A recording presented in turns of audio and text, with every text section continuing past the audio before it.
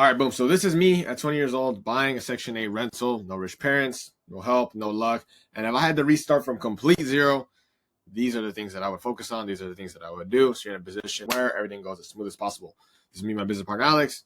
This is the wire of the first rental we bought, multiple rentals that we bought moving forward. But let me get straight into the first part.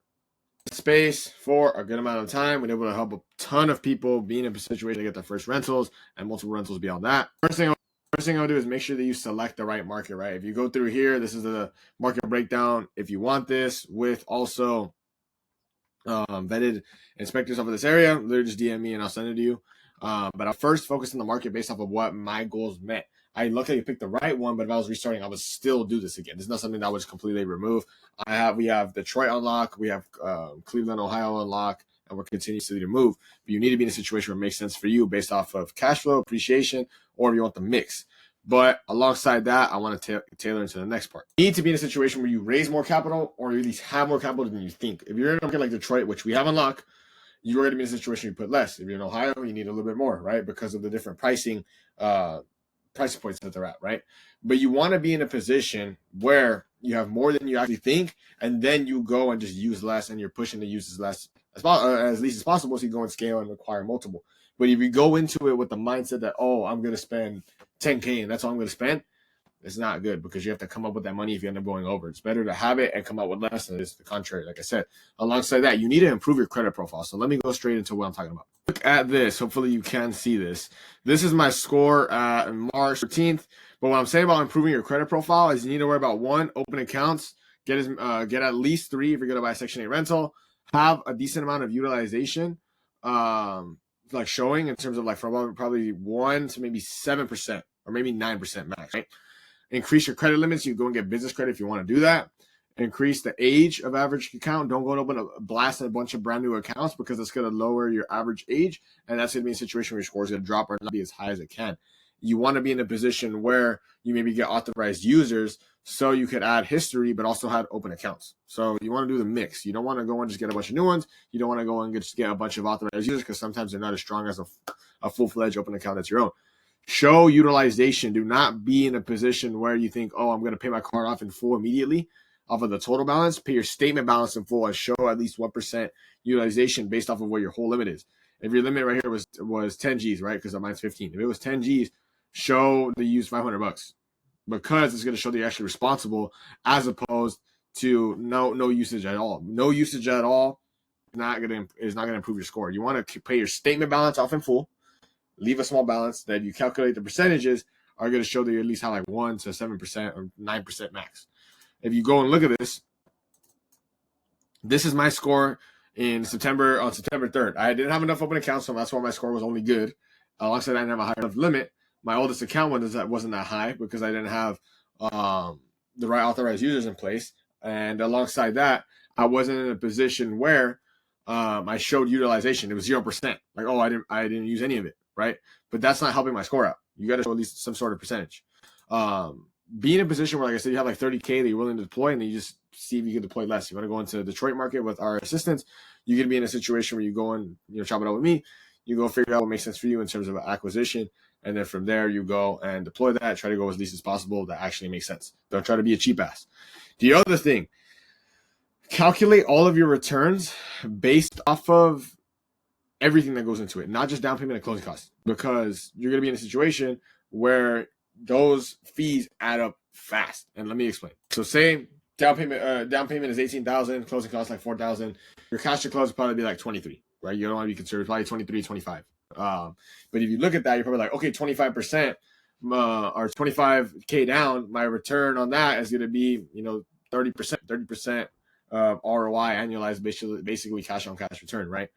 But you don't want to do that because it's not going to be just 25. It's not going to be just 23. What if there's some sort of repairs you need to do that are going to prevent it from being that if not done are going to prevent it from being rent ready? That's going to be like another 2,500.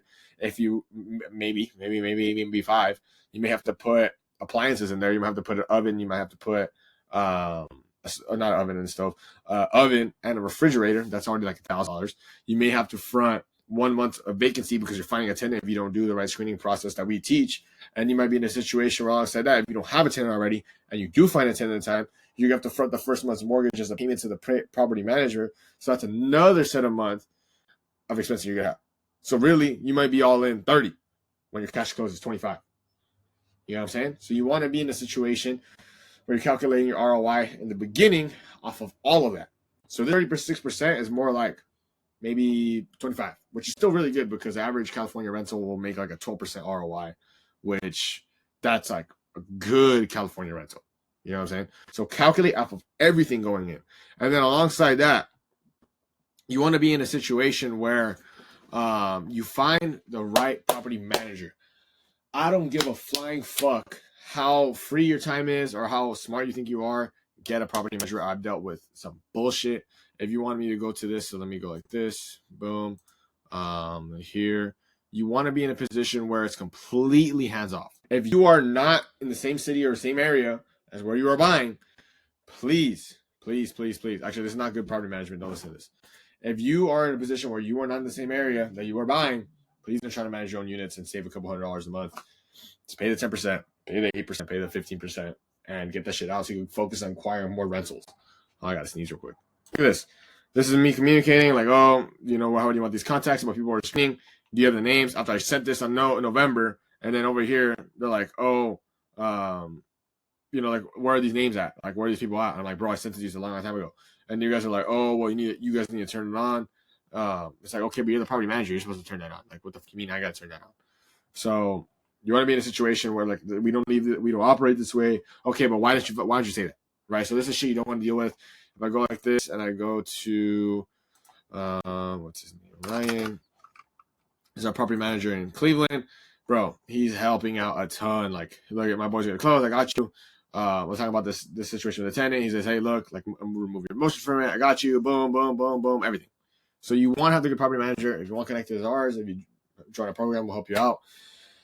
But you want to be in a situation where it's completely hands off so you can focus on the high leverage activity, which is not fucking rent collection. It's not dealing with the gas company. It's not dealing with the electric company. You're just going, acquiring more rentals, and you're going and scaling. If you are not in that area, do not do it. I try to do it. I did for maybe a couple months. That shit is horrible once it starts to get to, certain little tedious tasks like tenant being on some BS. Just outsource it, please. Sometimes you find a contractor, but you want to be in a situation, like I said, hands off. And screen like a motherfucker, bro. You don't want to be in a situation where you're going and you're simply just desperate for a rental check. You go and inherit the wrong tenant, and then you're in a position where you have to spend even more money to fucking evict them. Let me explain what is a good application I see and a bad application. One of our old tenants that was just not qualified. The rent that we requested was $1,000 a month. If this person makes $1,900 a month, there's no way to pay it. Alongside that, they were in a situation where they were like, okay, we're even open to paying just one side of the unit, which was a duplex. They wanted just like the upstairs or just the downstairs, or just $1,300. Still want to take them because it's not. They don't even make double what the rent is. So how am I going to be confident they're going to pay it? And they were not on a Section 8 voucher. Alongside that, they had 6 people. It was a 3-bedroom house. It's already another issue. Let me see. So TransUnion verified, but alongside this tenant, they were in a position where they weren't working. They were not working. They were just like couch surfing. And I was like, okay, this person's going to be a headache. If they're not a voucher, like, you're not even trying. You know what I'm saying? Like, you're healthy, willing, and able, and you're still not trying to get work. Those are not the people that you want. You want to be in a situation where you get someone that is in a position where they're trying to get off of the program. They understand that it's temporary, as opposed to someone that's going to leech and fucking try to absorb everything from the program. Because when they're trying to get off of it, they have that mindset that this is something they're grateful for.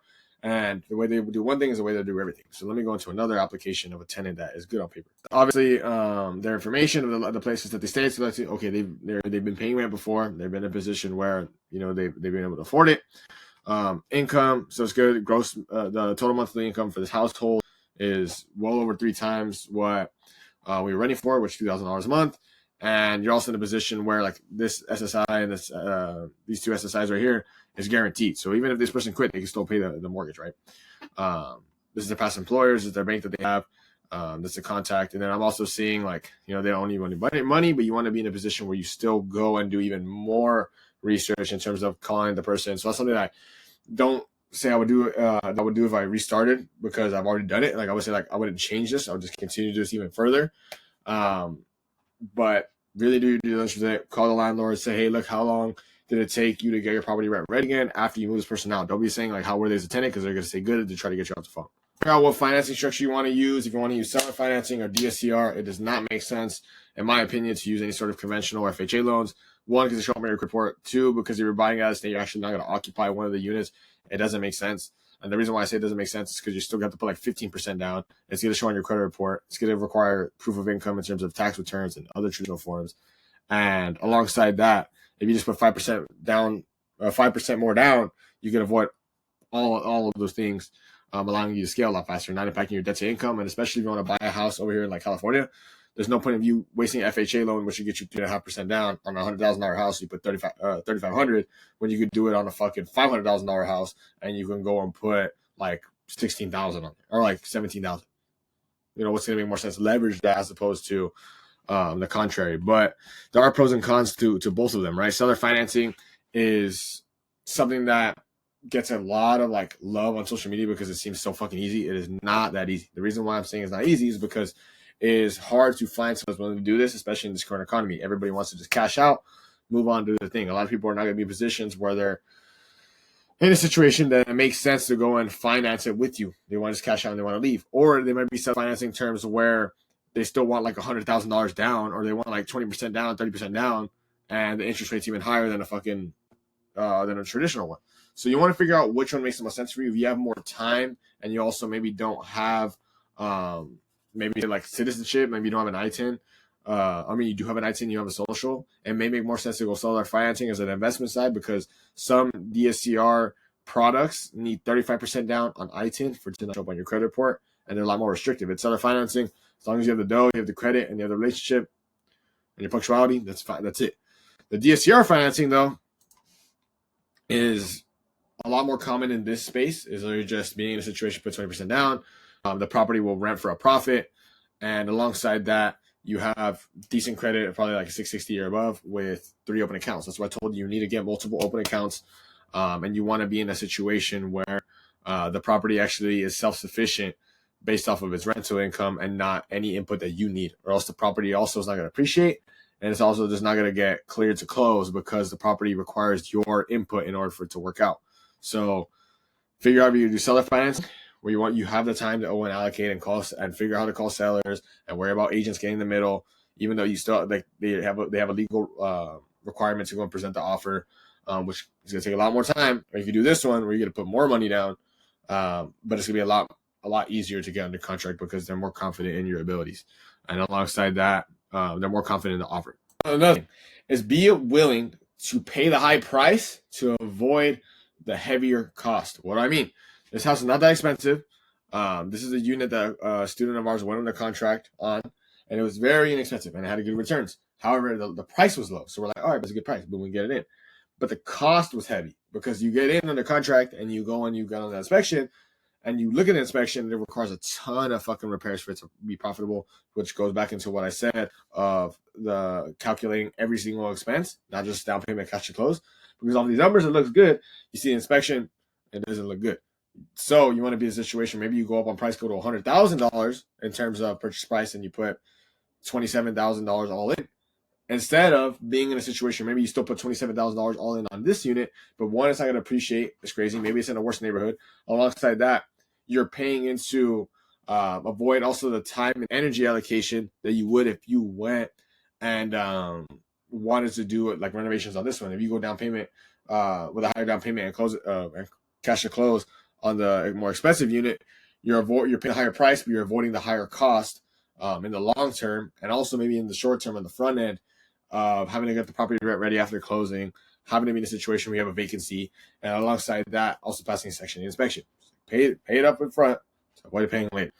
That's my personal point of view. If you're in a situation where you want to get a bunch of equity by doing all these renovations, and that makes more sense for your situation, then do it. But I'm saying for me, if I restarted, I would keep that shit. I would buy at a price point of like 90 to maybe 150,000. We're still going to cash flow, but it's not going to be needing a ton of repairs or just almost any repairs, because it's not only allocation of your money, but time and energy, which is way more important, especially if you're a business owner.